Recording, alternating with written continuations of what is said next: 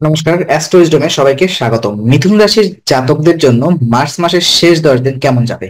এই সময় আপনার কর্মজীবন, অর্থ, প্রেম ও স্বাস্থ্য ক্ষেত্রে সব ক্ষেত্রেই কিছু গুরুত্বপূর্ণ পরিবর্তন আসতে পারে। আপনি কি নতুন কোনো সুযোগের অপেক্ষায় আছেন? চাকরি, ব্যবসা ও ব্যক্তিগত জীবন নিয়ে কি ধরনের পরিবর্তন আসবে? সব প্রশ্নের উত্তর পেতে পুরো ভিডিওটি দেখুন। এই ভিডিওতে আমরা মিথুন রাশির 5 থেকে 16ই চৈত্র অর্থাৎ 22 থেকে 31শে মার্চ সময়ের বিশদ বিশ্লেষণ করব এবং গুরুত্বপূর্ণ পরামর্শ দিব যাতে আপনি নিজের জীবনে ইতিবাচক পরিবর্তন আনতে পারেন। তো চলুন এই সময়কালে আপনার গ্রহগত পরিবর্তন এবং তার প্রভাব আমরা বিস্তারিত জেনে নিই।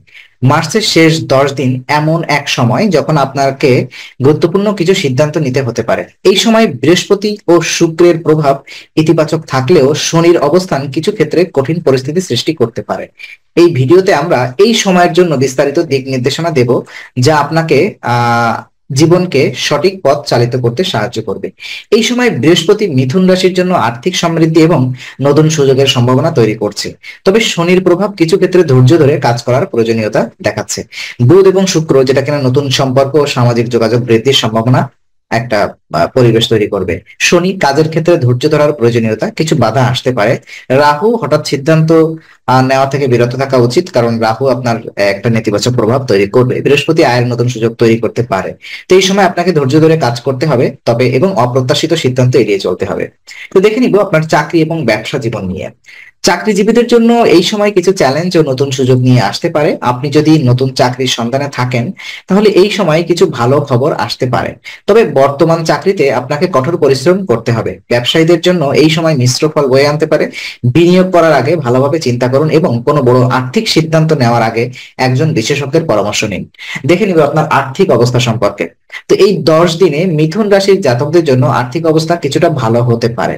আয়ের নতুন সুযোগ আসতে পারে, তবে খরচ নিয়ন্ত্রণ করা জরুরি। বিশেষ করে আয়ের ক্ষেত্রে আপনার নতুন প্রকল্প বা কাজের থেকে অতিরিক্ত আয় আসতে পারে।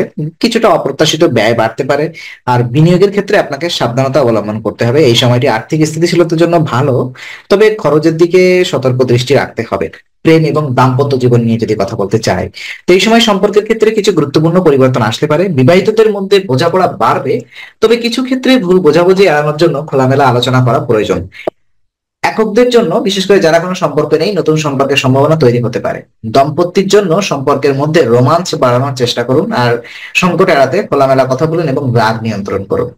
তো আপনার মানসিক এবং স্বাস্থ্যগত যে সমস্যাগুলো নিয়ে যদি কথা বলতে চাই, তো এই সময় স্বাস্থ্য সম্পর্কে কিছুটা সতর্ক থাকা দরকার। বিশেষ করে মানসিক চাপ এবং অনিদ্রার সমস্যা দেখা দিতে পারে। শারীরিক সমস্যা, বিশেষ করে পেটের সমস্যা, মাথা ব্যথা বা ক্লান্তি দেখা দিতে পারে। মানসিক স্বাস্থ্য, উদ্বেগ এবং মানসিক চাপ বৃদ্ধি পেতে পারে। আর পরামর্শ থাকবে যোগ ব্যায়াম বা মেডিটেশন করুন এবং পর্যাপ্ত বিশ্রাম নিন।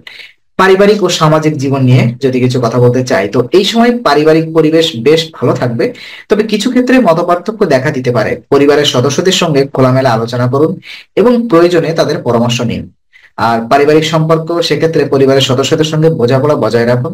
আর সামাজিক সম্পর্ক, নতুন বন্ধুত্ব হতে পারে, তবে পুরনো সম্পর্ক বজায় রাখার চেষ্টা করুন। তো দেখে নিব আপনার শুভ সময় এবং করণীয় কিছু নির্দেশনাও আমি আপনাদেরকে দিতে চাই।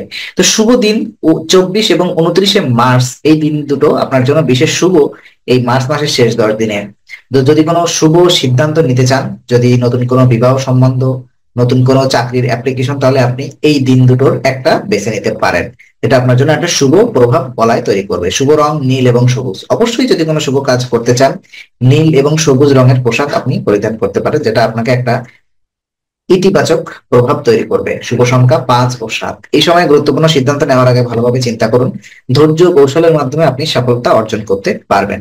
তো আজকে আলোচনা আমরা এখানেই শেষ করছি। আমরা আশা করি এটি আপনার মনে নতুন কিছু আলোর সঞ্চার করেছে। যদি ভিডিওটি আপনাকে ভালো লেগে থাকে, তবে লাইক দিতে ভুলবেন না। আপনার মতামত জানাতে কমেন্ট করুন এবং প্রিয়জনদের সঙ্গে শেয়ার করে তাদের জীবনেও আলোর বার্তা পৌঁছে দিন। আর অবশ্যই আমাদের চ্যানেলটি সাবস্ক্রাইব করুন, কারণ এখানে আমরা প্রতি মুহূর্তে নতুন আলো ও জ্ঞানের কথা নিয়ে আসি। আবার দেখা হবে, ততক্ষণ ভালো থাকুন, শান্তিতে থাকুন। নমস্কার।